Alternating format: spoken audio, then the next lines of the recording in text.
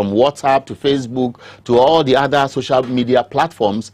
And of course, emails are systems that we operate with today. And so the global village would look like we are living in one community.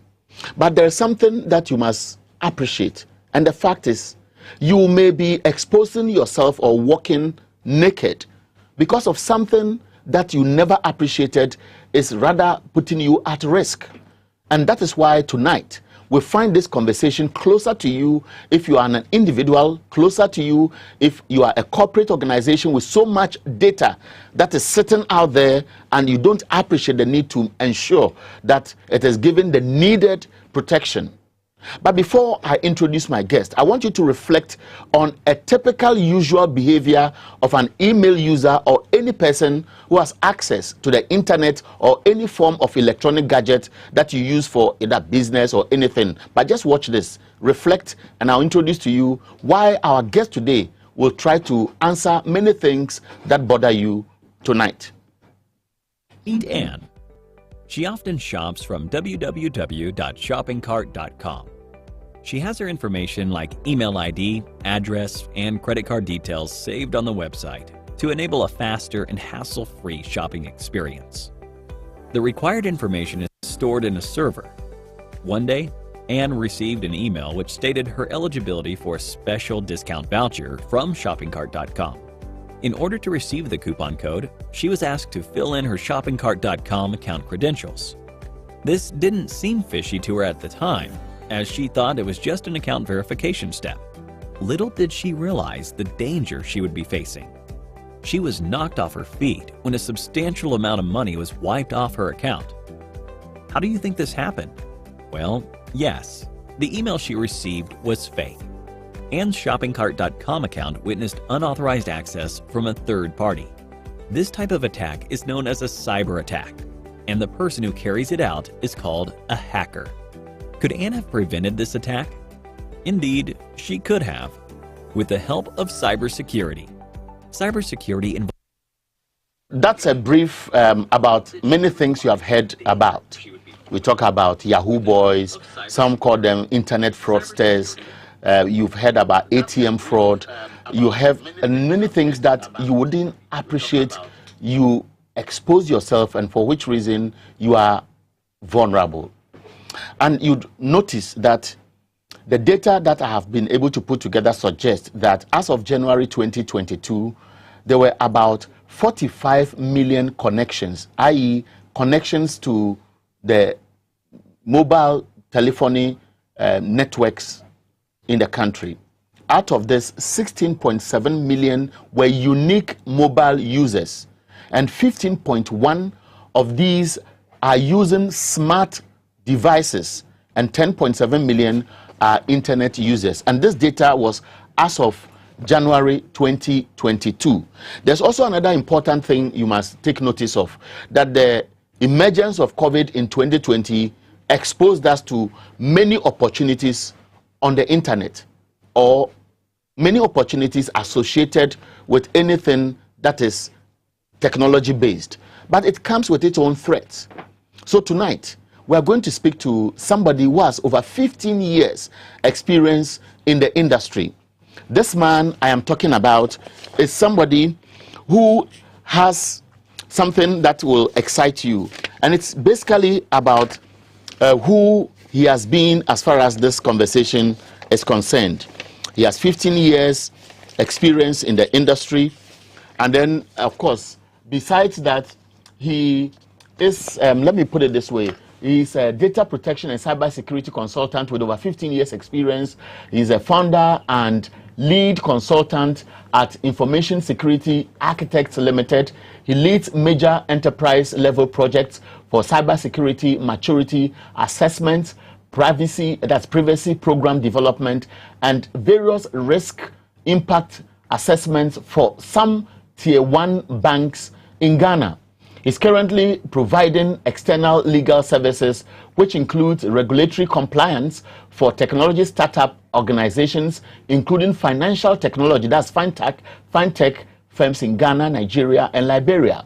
He's a member of the Ghana Bar and is a member of the International Association of Privacy Profession, that's IAPP, co-chair of the IAPP Knowledge Net Ghana chapter, and volunteer with Africa Digital Rights Hub.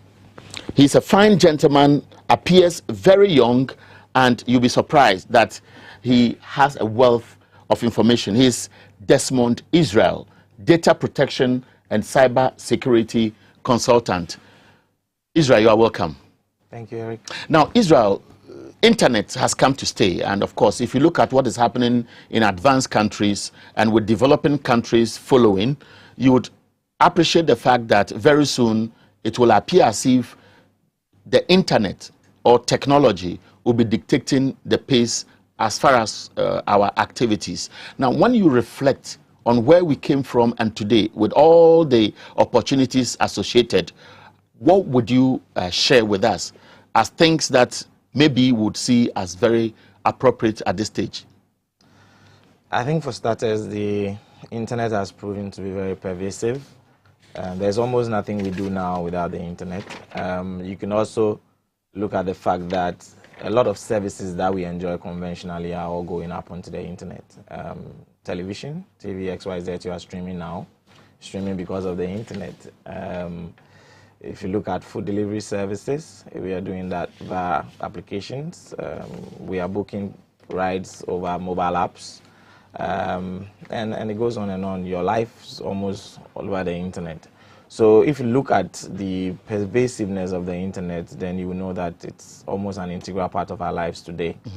Having said that, I mean, like your synopsis did indicate, we need to do more than just use the internet, because we have to use it wisely.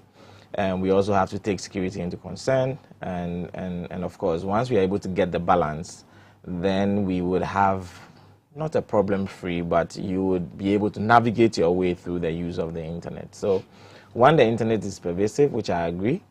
And then two, it is here to stay. And three, we need to know how we are going to use it and use it safely. Good. So this is a general definition of the subject, but we are walking into the specifics, which is cyber security. Okay. And we are going to look at this conversation in three various aspects: the individual, corporate organizations, then we look at government institutions. So you'd realize that the individual behavior on the internet, i.e. using smartphones or your laptop or your other facilities, expose you to many things.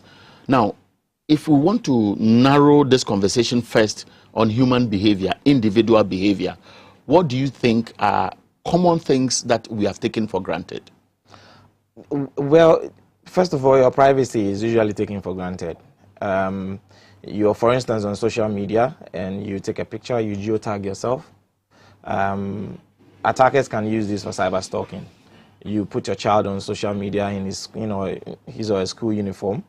You are actually giving indications, you are providing leads to how you can physically be traced.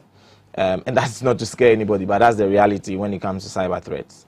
But as individuals, I think, from your statistics, you mentioned about 10 million yes. Having access to smartphones and using the internet as well. Right.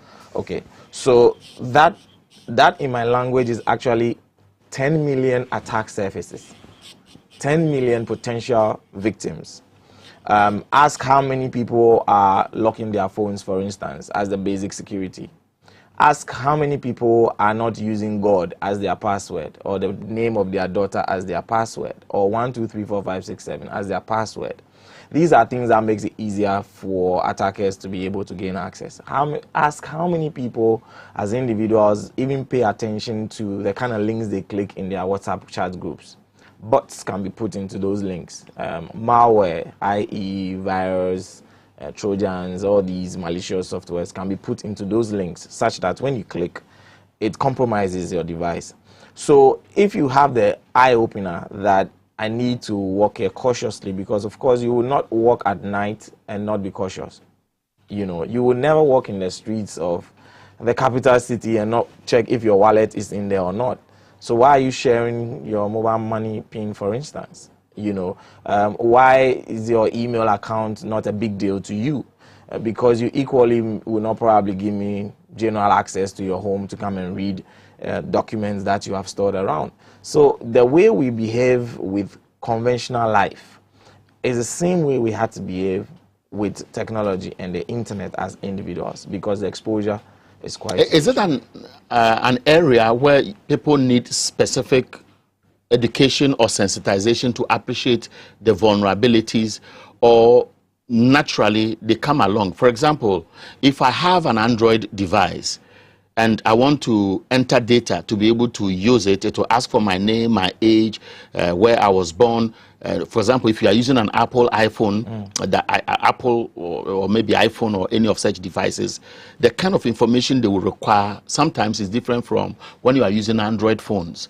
Now, this information, if it's not completed, may not be able to get you the enough space to use the device efficiently. Why would manufacturers create this when they know very well that it is likely to be compromised as far as the hackers are concerned? Okay, so I like the question in two contexts. One, it's skewed as a bit into data privacy. And two, cybersecurity is a component. When it comes to data privacy, the controls you put in place to protect privacy is actually the security controls. So I like the question from that angle. Now, data is a new oil. Your currency to use some of these services is data. Now, I'm giving you free service. What do I get in return? So what you get in return for what? So once you provide your information, for instance, you want an email account, you want it for free. I ask you for information to provide so I can give you access to use my email service, which you are not paying for. Because the truth of the matter is these people spend money on these services. And now that is not to say that they should be allowed to exploit individuals who provide such data. Indeed, that is why we have data protection laws. That is why Ghana, for instance, has a Data Protection Act 2012 and has a Data Protection Commission. So that if you feel your rights have been violated as per the Act, you can actually leverage on the Commission to seek certain redress. But back to your question, the information you are providing is granting you access to use the device, okay? But that never limits you from ensuring the privacy on the device. For instance, now, the device in Android, for instance, now they're a mixed bag of protection. I can use my thumbprint, fingerprint, I can put in a passkey, I can add a pattern. Sometimes I can even do both. So on my phone, even if you get the passkey, you still need to swipe. Or you can use an iris, for example. You can use an iris, for example. So you see, you move from when I provided the data to get access to use the service. So that trade-off to where now I use the device and I need to ensure my security. It's like a real estate and it says, okay, the house is going for 50% discount. The fact that you bought it cheaper than I do does not mean you should not bolt your doors. It sounds a bit interesting because I want you to break it down into details. When you have such devices and because of your background and you get a new phone, smartphone or any kind of device that is electronic, what kind of information would you readily make available, or how cautious would you be in putting such entries? Okay, so most of the devices are asking for some basic information, your name, even the cell phone number that you're using. Sometimes the device even picks up that information once you slot your cell phone in. Your email account for the authentication, and especially because you're talking about Android. Now, Android is owned by Google. And the way they get to track and manage both for the performance of the operating system and also for their own, business decision making and the rest is to gather this information about us. That is not even the problem. The problem is how much Android itself can quote unquote snoop on you. Like for instance, if you leave your location turned on, you are actually saying that everywhere you go, your Google location tracking should work. So Google can even on the month tell you all the places you have been, including all your trips. And that's a bit freaky, but but that's what you allowed because you actually enabled that service. So over the time, unless you're really using these things, what I advise is when you pick the device, you need, and not a lot of people know this, but maybe through your medium, we could spread the word. When you pick your device, you need to turn off some of these things and turn them on as and when you intend to use them. because your always on features also exposes you to some of these, privacy and then security risk. Your location is on, device is not properly protected. Sometimes even the applications that you use, and then people are also fan of turning on their cloud backup sync, to the Google Drive. Imagine you take private pictures of yourself, and then it automatically syncs. You have exposed private pictures of yourself into that drive, right? When the drive gets compromised, so for instance, your email address gets compromised, which is not impossible, it means whoever has it has access to your Google Drive. So as an individual yourself, you need to be circumspect what you want to put out there. You have a device, you are keeping private pictures because, of course, you are an adult and you have no folder lock. These tools are on Android. Some of them are free. You can actually download them, and they encrypt some of these personal information that you have. So you realize I've entered into personal safety, when using these devices, because you can't discuss the provision of your data, the use of the services on the device, and then you ensuring security for the services that you use. So as an individual, you cannot use any gadget without first paying attention to the security and privacy issues about now, it. As a data, protection cybersecurity consultant, I believe that you've done a lot of research, you've studied our network systems, and you appreciate the vulnerabilities and what you think may help you to draw conclusions. What is your personal assessment? Otherwise, if it's an institution you work for, what is your general assessment of the vulnerabilities of the general telephony or maybe internet-based usage population? Weak passwords. Largely, people use a lot of weak passwords. Then they repeat passwords. So we have techniques like password cracking techniques. We have password spraying techniques. And if you are able to, for instance, realize that A uses a particular pattern of password and is likely to repeat it on all his devices, you're likely going to compromise all those devices because he repeats them. He uses the same thing. It's the same for the services, email, social media. And social media, you could have as many as 10 accounts. Facebook, Instagram, Twitter, they repeat passwords. Now, so you see, I'm trying to personalize these issues. Maybe I have 3 phones. I have a laptop, and besides that, I come to the office and have access to a device. Now, it is sometimes very difficult to remember your Facebook account, maybe your Twitter account. You want to look at your email. You want to look at maybe even WhatsApp now is coming with some kind of password to be able to access if you want to block people or deny people easy access. And so you may be having about 10, 11, sometimes 12 different passwords. What do you advise is ideal for any average person looking at about 10.1 people, 10.7 million internet users, and looking at 15.1 smartphone devices that are directly connected to mobile telephony as of January 2022, if you look at these statistics? Okay, so a message to all these 15 million people. There are password authenticators today. Microsoft has an authenticator. Google has an authenticator. These are apps, small apps you download to your device. And then it gets to authenticate you in any of these platforms that you are going to use without necessarily... When you say an app is an authenticator, what does it mean? Okay, so first of all, an app is all those small softwares you try to use on your devices. Which many understand. Yes. But the authenticator, what specifically does it come with or do? Okay, so for you to authenticate is for you to sort of like legitimize your use. So every time you are entering a password into a particular platform, whether it's your Facebook or even your device, you are authenticating. So we've just coined the word out of it. So it's you granting authorization. So now you are passing that memory to an app, so that the app now is your memory base. I actually use it. Right. So once I want to access a particular service, whether on device or on another device, it now comes back to ask me, are you the one authenticating? I said yes. I don't need to enter the password. It will automatically pass on the password and authenticate and give me access to that. So at what stage do devices ask, especially if you are into your email, and sometimes if you want to use your Android phone or maybe an Apple, for example, to tell you, are you a robot? If you're not a robot, then it will tell you to key in certain things. Are they trustworthy sites that give you this access? Yes, so those are all security mechanisms we have developed over the years.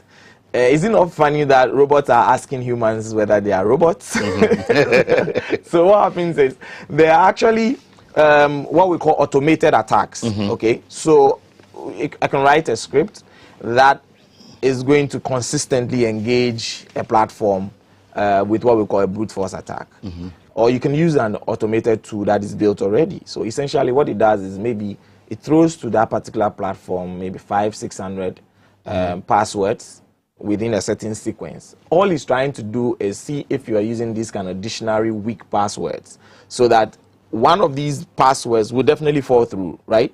And then it gets it to what? Login. Right. So the same strategy has been applied in different contexts.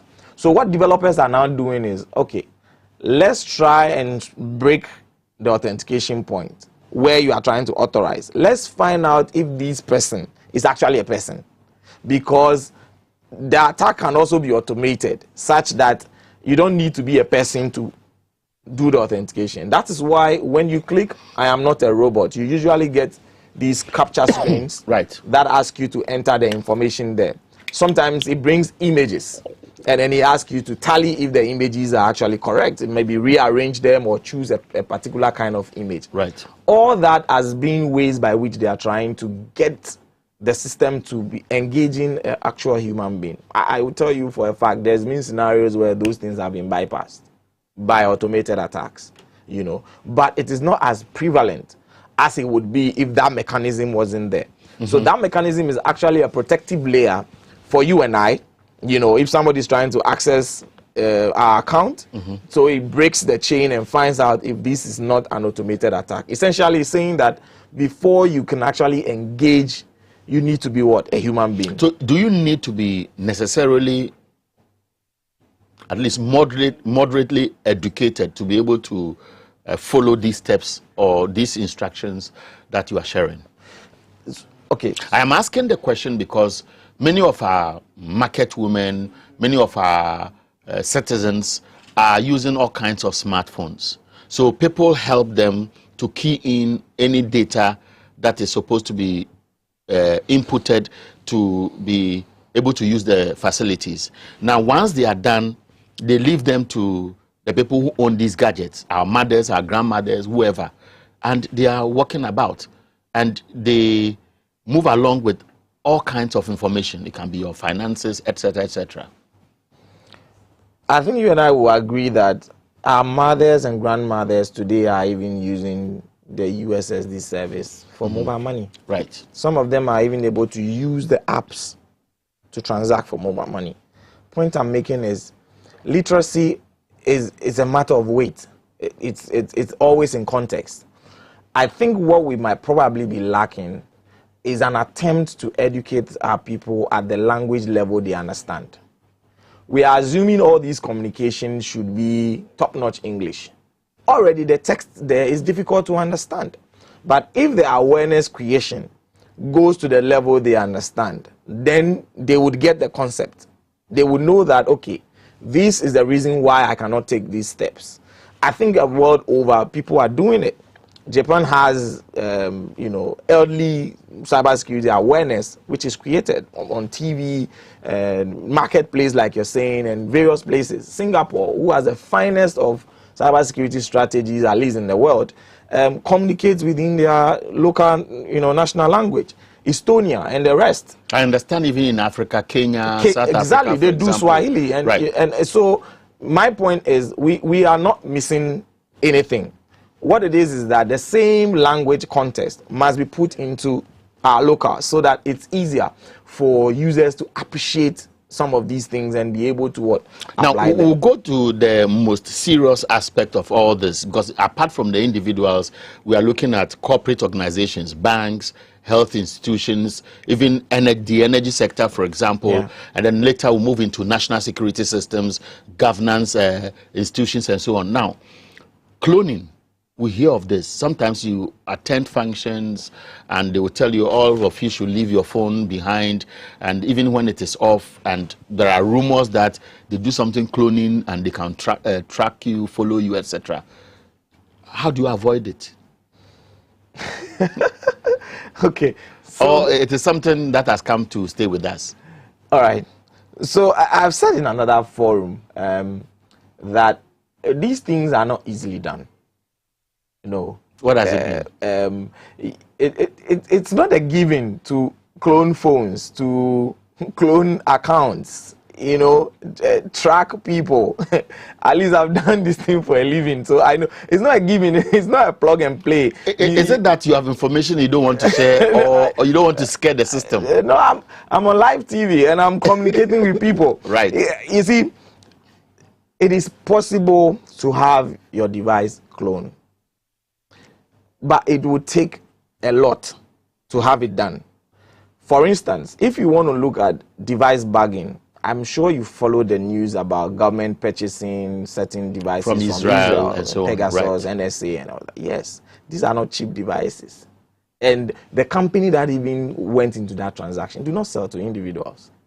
Okay? So now you are having a conversation about state-level surveillance, right?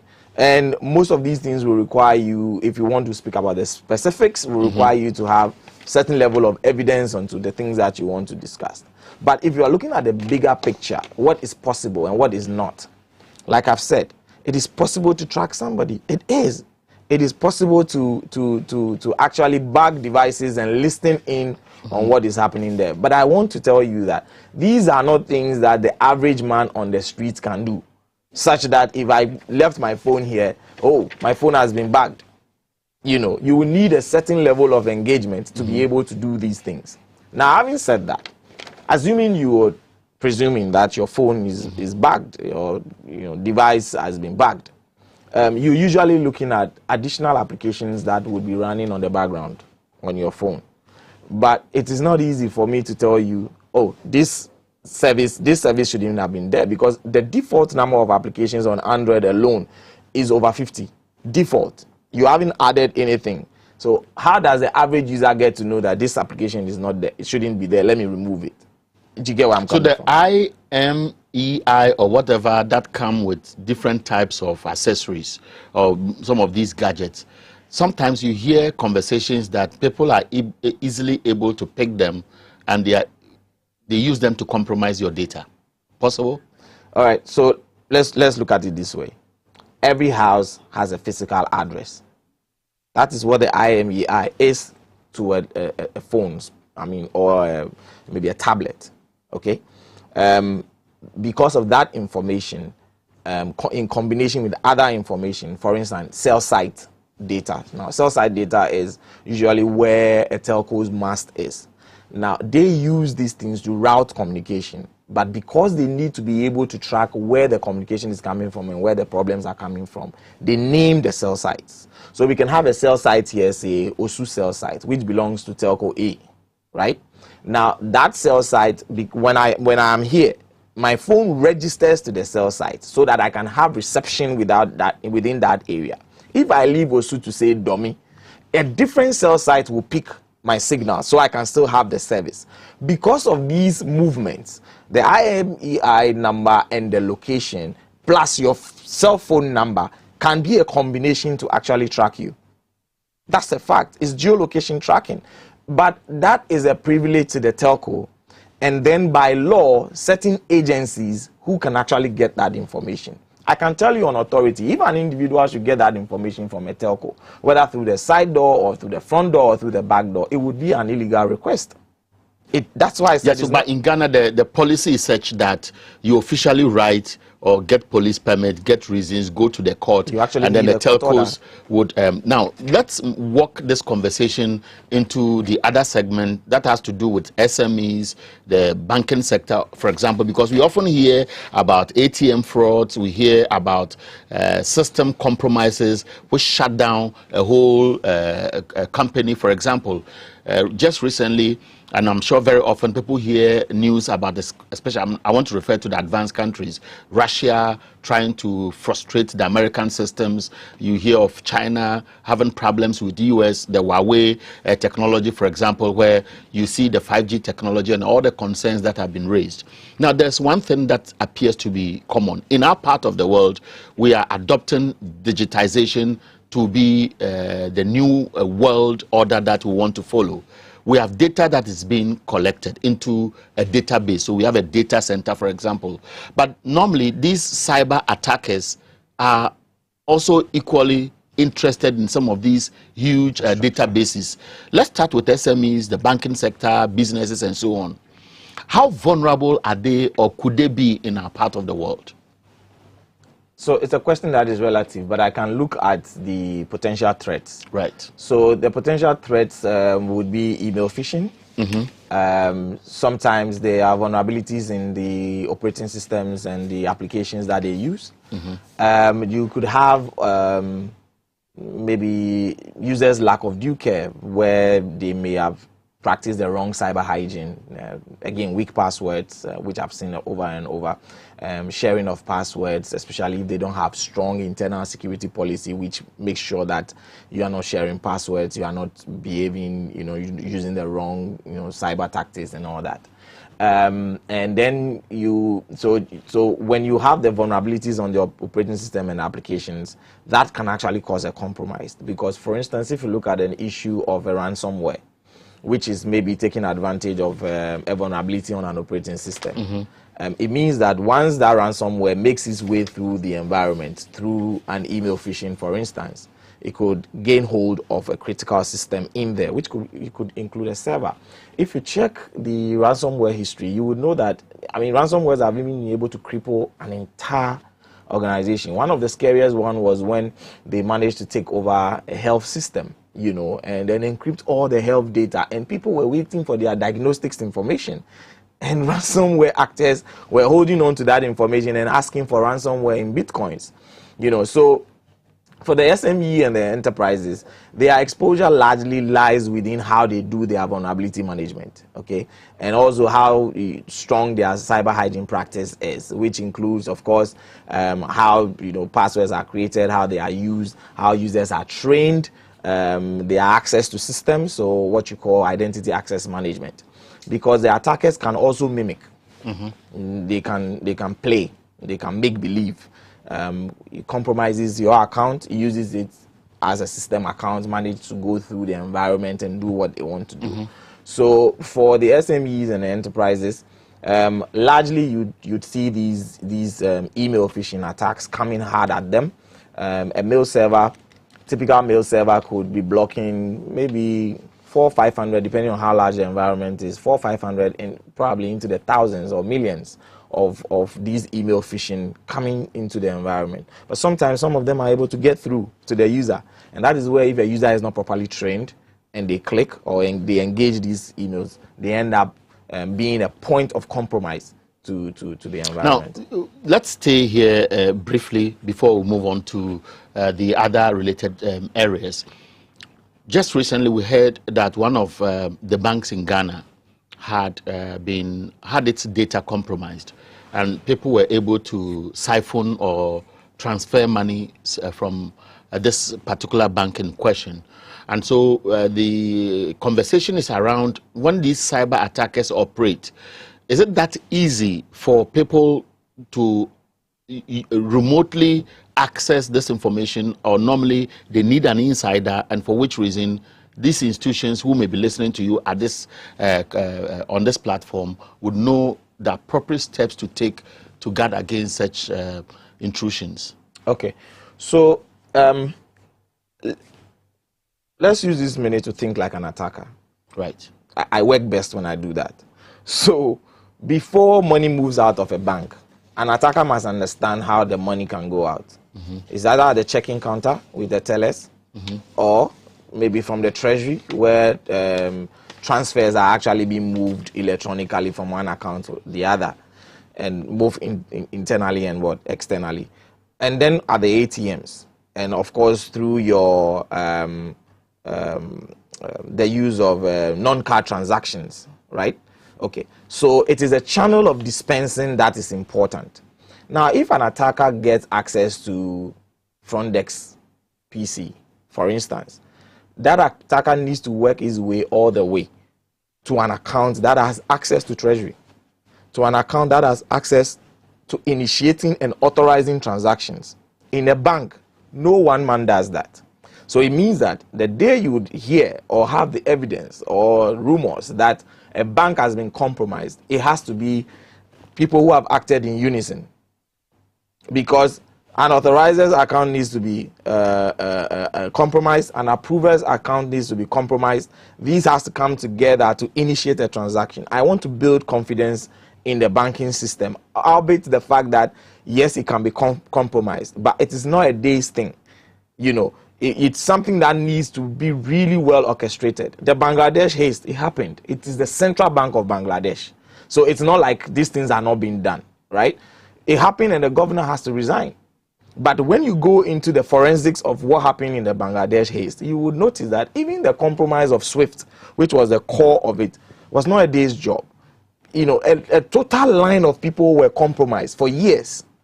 Accounts were held until such a time that they knew that we have all the accounts that can move money out of this bank before they begin to initiate. So the attack could take a year, 2 for it to get done. So the simple answer to your question is, it would always have to take a number of accounts to be compromised if you're speaking about a bank.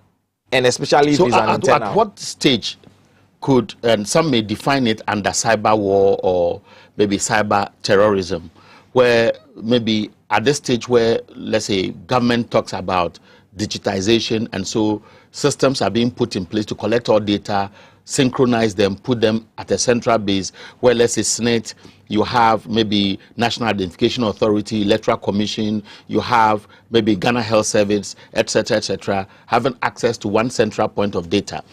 Is it possible that hackers who want to frustrate a system can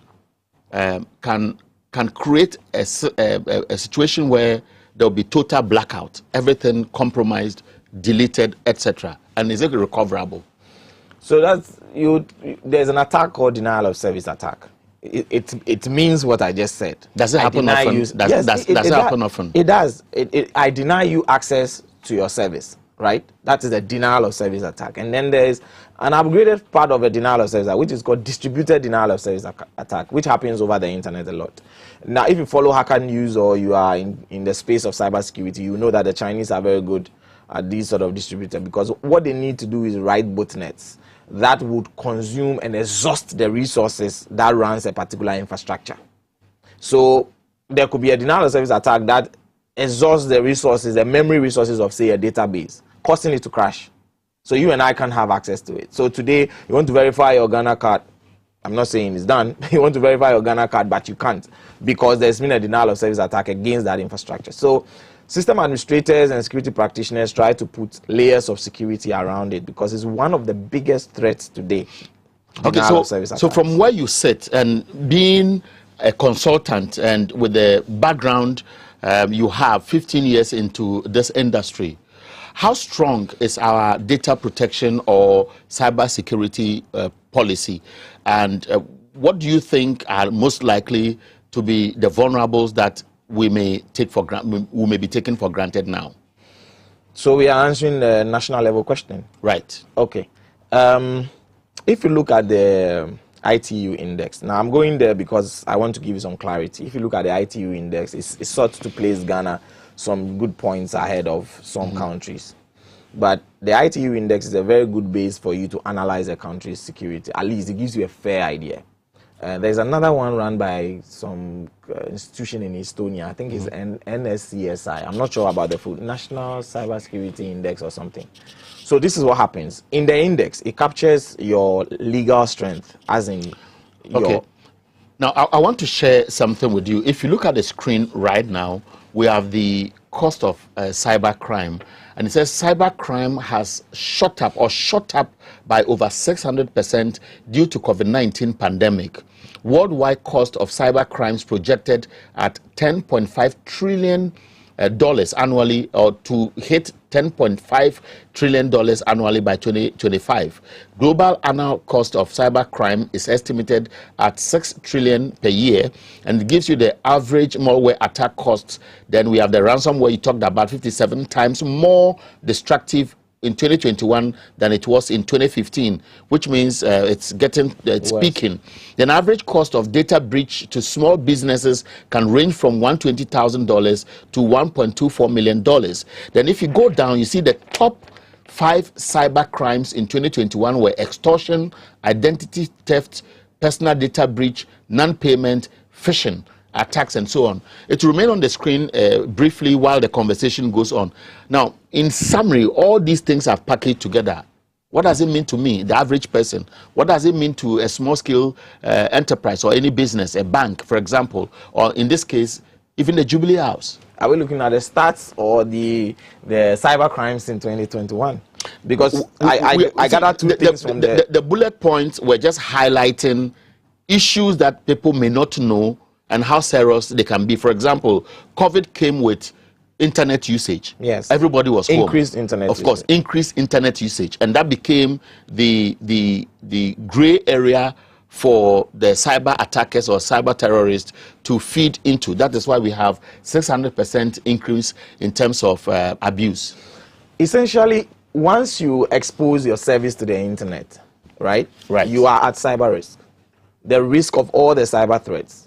The attackers, the extortions, the identity theft, denial of service attack, all these things, you'll be exposed to them so long as you expose yourself to the internet. So it fits into the COVID ratio.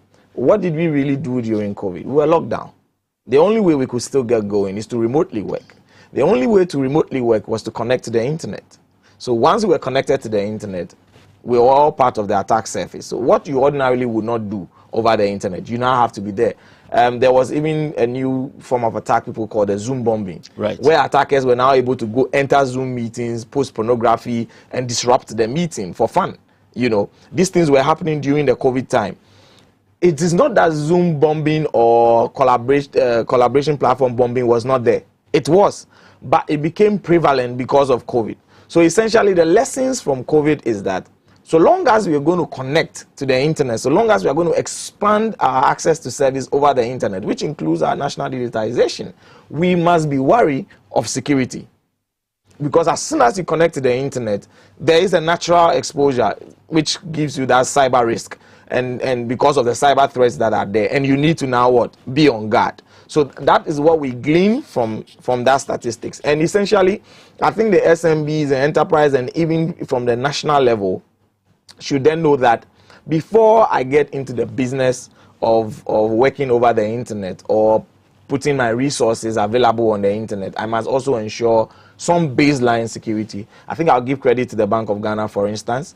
2018, they came up with what they call the Cyber and Information Security Directives. This was directed at the banks. And in recent times, if you look at some of the guidelines that came from the FinTech and Innovative Office, they are asking the fintechs to also adopt some of the strategies in those documents. What does the document do? It gives you the kind of controls you should put in place and the kind of governance, security governance structure you should have, and even the technical tools that you should put in the environment to curb some of these things. Of course, this happened before COVID came. So at the height of it, and I remember whilst we were actually in lockdown, we did a work for one of the banks, and name will not be disclosed, but we did work for one of the banks. Actually, we did 2 jobs. One was to do what we call penetration testing. Essentially, we are doing security assessment to find out if an attacker could get, and we did it during COVID because the bank actually want to see how resilient they are. Their systems are whilst they were online and doing active work, because branches have been shut down, but they were now publicizing their remote electronic channels. Another bank actually called us and said that, listen, we want to see what is happening in our environment without our staff coming to work, as in the security staff. So the security staff doesn't need to come, they don't need to come into the data center to now come and monitor. So we had to create, access to them, platforms for them that allows them to still see from home, from their laptops over the internet, whether their systems at the bank are getting compromised and who is doing what. And they were seeing accounts which were logging in from different countries all over the world. you know. And clearly, when they looked at it, it was basically some of them turned out to be people who were staff, but they were using VPNs to connect. So not everything was an attack. But indeed, they also found things that were relevant and interesting. So talking about the impact of COVID itself, which is what I gather from the stats. One, once you put yourself available over the internet, you are exposed to the cyber threats.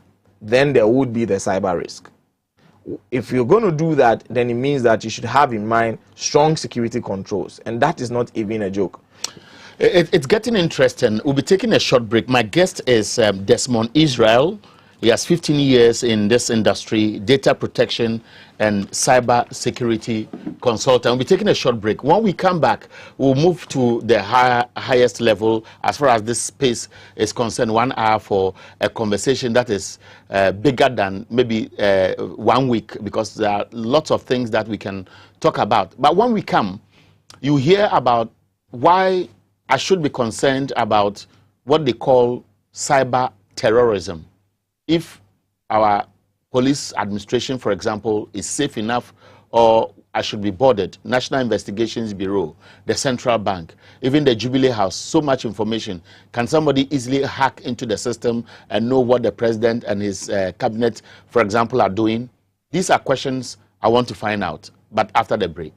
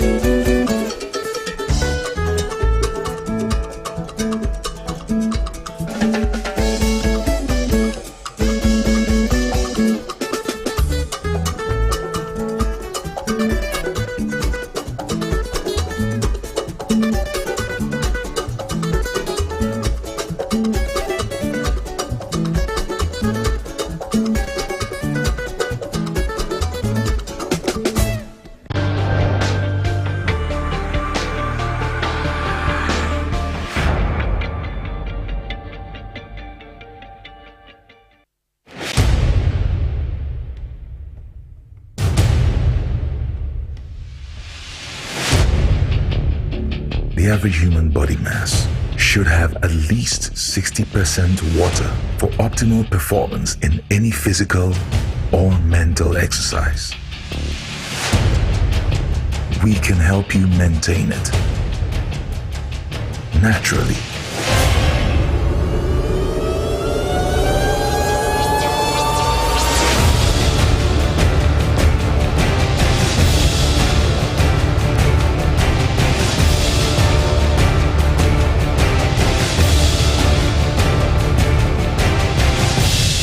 X Natural Mineral Water. Simply natural.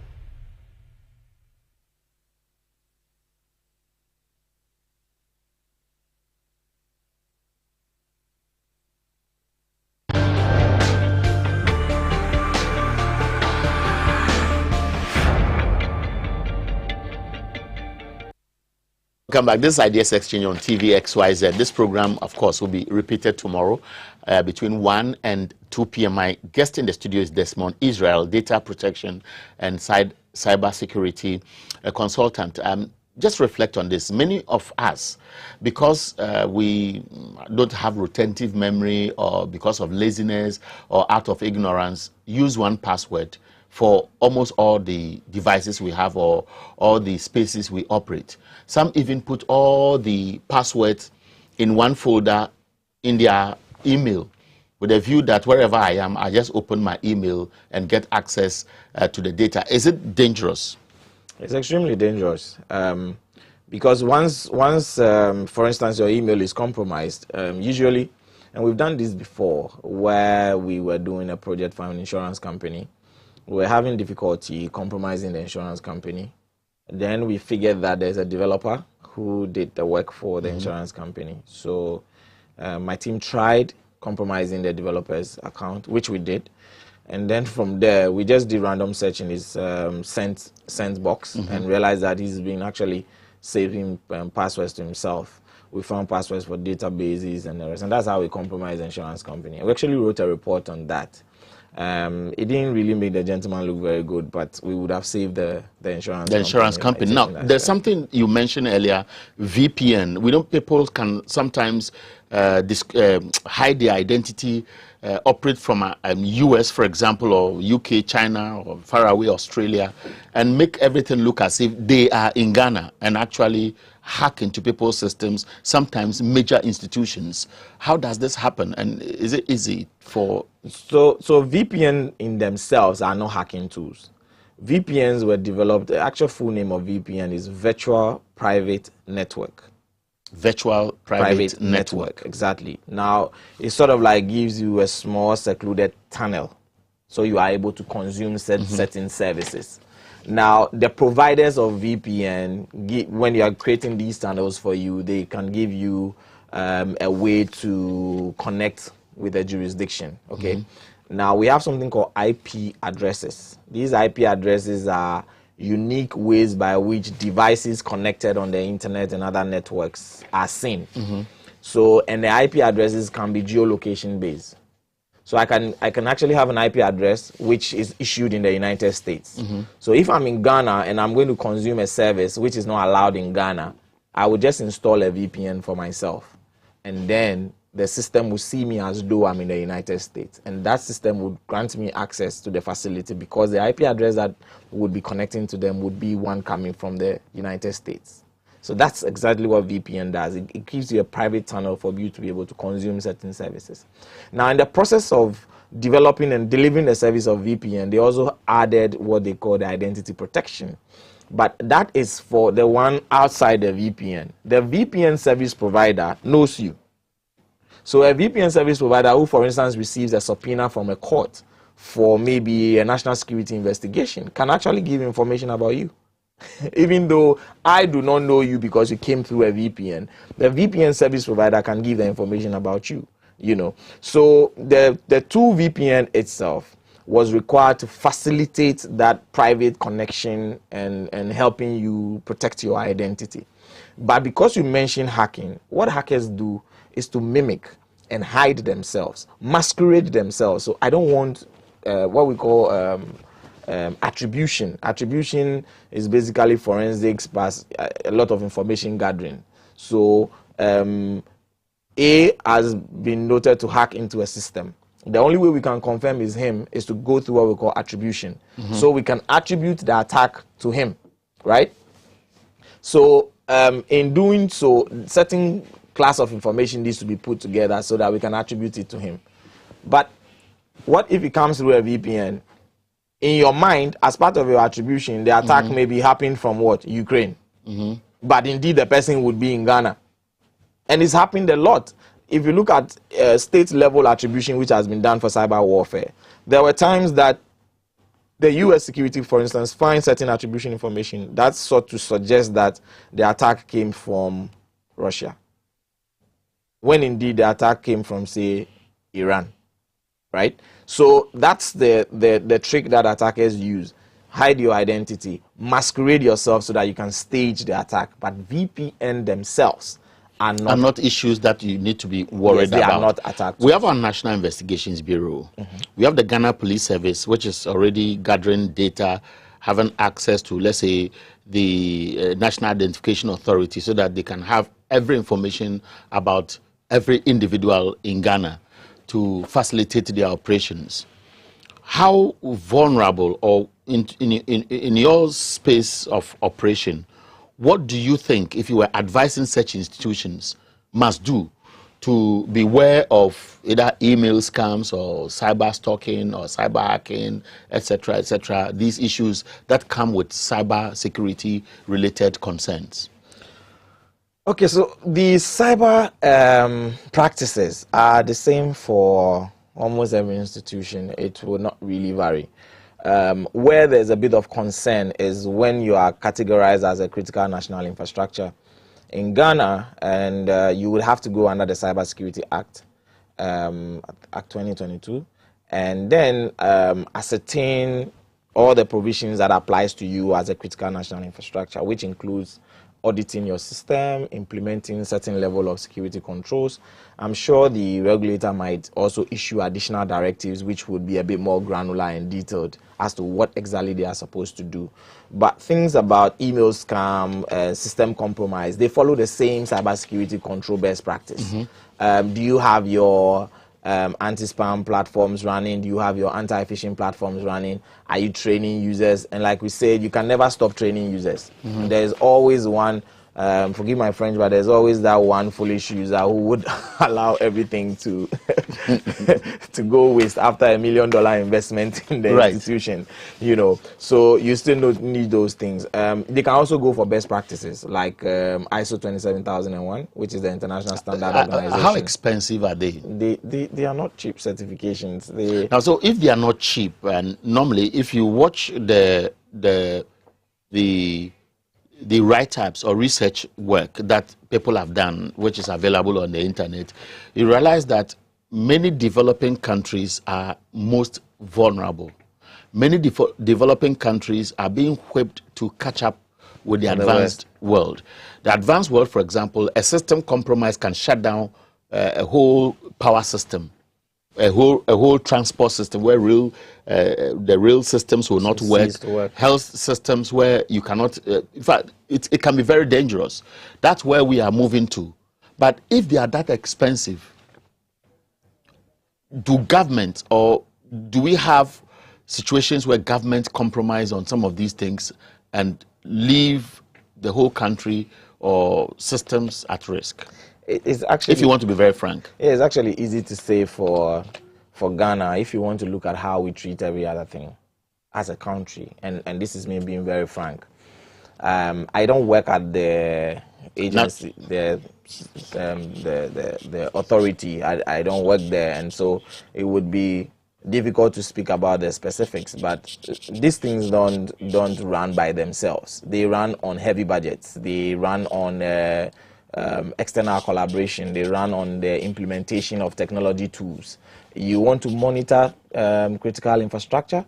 Let's calculate how many critical infrastructures are even there. I mean, by the Gazette, which was issued recently by the Minister of Communications, they've probably gazetted for more than 10 areas as critical national infrastructure. Even if you take the financial sector, and there are 24 banks or more, right? How many devices are running within that environment? It is that complex. Now, you want to see what is happening there, even from an incident response point of view. What visibility do you have into that environment? It's not a given, but that doesn't mean that you can't get there. I always believe that. I mean, as a practitioner, I've come to accept that yes, you can bash the beginning, but you need to put in effort to get to the top, because the US and the Ukraines and maybe the Estonia and the Japan, and that we are making examples to today, they made conscious effort that if they started in 2010, 15 years down the line, this is exactly where we want to be. And that is why they are where they are today. You can't take a knee-jerk approach. You can't, for instance, say that, well, we want to go digital, but we are not too sure if we'll be secure, so let's be here for a while. Legacy systems themselves, and when we say legacy systems, we mean systems that are not really, internet supported or network supported, or they are kind of very old. They themselves, they are vulnerable. Now, there's an issue about the image of websites that are compromised and so on and so forth. Yeah.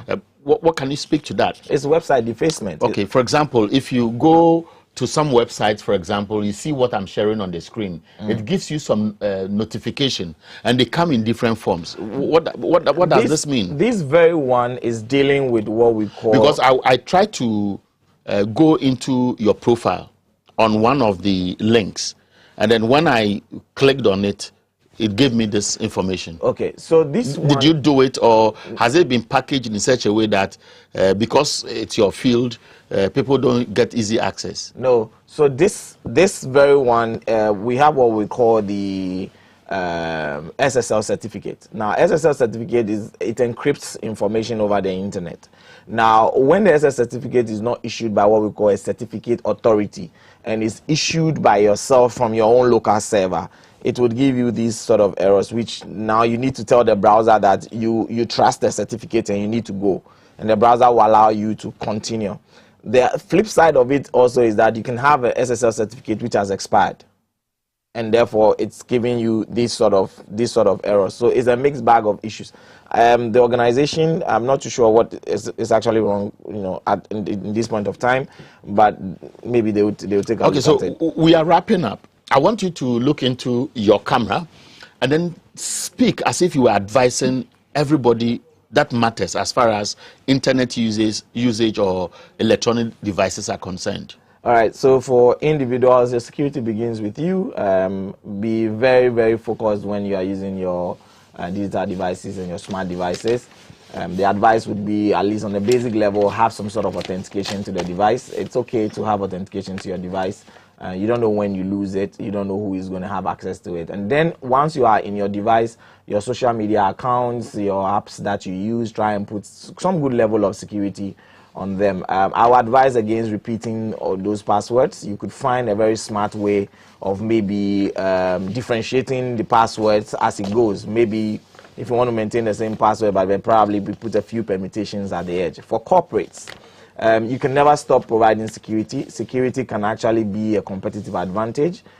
If your consumers know that you have their security and privacy at heart, definitely, you know, they're going to skew towards doing more business with you. I mean, so for SMBs to enterprise, whether you're into payment service, e-commerce, any service that you are offering, I think cybersecurity is one of the key things you need to take into consideration. And for government, the policy is good, the legal framework is good, but we need to provide more resources into implementing the technology, the technical infrastructure, enhancing the awareness scheme, probably broadening it more, helping build capacity so that it becomes a teamwork in safeguarding our cyberspace.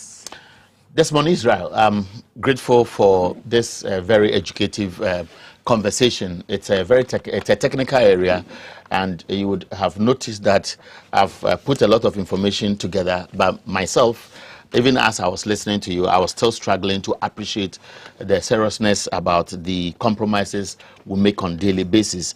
Desmond Israel is a data protection and cyber security consultant. Let me share something briefly. If you are a corporate organization, for a small scale enterprise, for example, if you're an individual and you want some well-informed professional advice where, of course, you protect your money, yourself, your family, etc., to a larger extent, people you deal with, I believe that it's a fine opportunity for you to engage him. The background is a founder and lead consultant at Information Security Architects Limited. He leads major enterprise level projects for cybersecurity maturity assessments, privacy program development, and various risk impact assessments from tier 1 banks in Ghana, and it goes on and on. This program will be repeated tomorrow at between 1 and 2 p.m. My name is Eric Ahianyo. Thanks so much for your time. I believe that next week we'll look at other exciting issues bothering us as a people. Thank you, and let's meet again.